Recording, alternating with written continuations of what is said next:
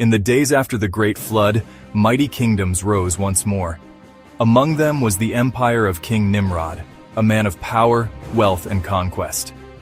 But on one fateful night, a sign in the heavens would foretell the rise of a child destined to challenge him. Nimrod's astrologers and wise men looked up in fear. They saw a great star swallow 4 others, and they knew. A child had been born who would overthrow the king and destroy his idols.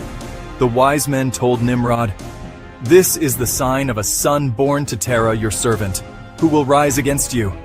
He will not serve your gods, and his seed will inherit the earth." Filled with rage and fear, Nimrod demanded the death of the child. He summoned Terah and ordered him to bring his newborn son to the palace at once. Terah obeyed in appearance, but in his heart he sought to save his son. Instead of bringing Abram, he brought another child from his household, the son of a servant, to the king. That very night, Terah carried Abram far from the city. In the darkness, he placed the child in a hidden cave, where he would remain for 10 years, safe from Nimrod's wrath. In the silence of the cave, Abram grew in wisdom. He looked upon the sun, moon, and stars, and knew they were not gods. His heart turned to the Creator of all. At 10 years old, Abram left the cave and came to live with Noah and Shem, men who still walked in the ways of the Most High. For 39 years, Abram learned the wisdom of the righteous who lived before the flood. He learned the history of creation, the flood, and the covenant of the Most High. But the land of Ur still bowed to idols, and Abram's heart burned with truth. One day, Abram returned to his father's house and saw the idols Terah kept. Anger stirred within him.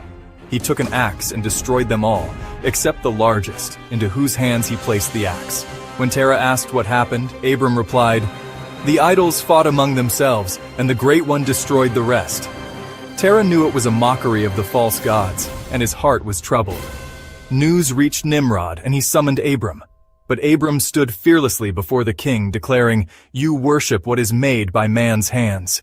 Only the Most High created heaven and earth." Nimrod cast Abram into a burning furnace. For 3 days and nights the fire raged. Yet Abram walked out unharmed, for the Most High was with him. After this, Abram left Ur of the Chaldees, obeying the call of the Creator. His journey to become the father of nations had begun. This story was once a part of the Bible.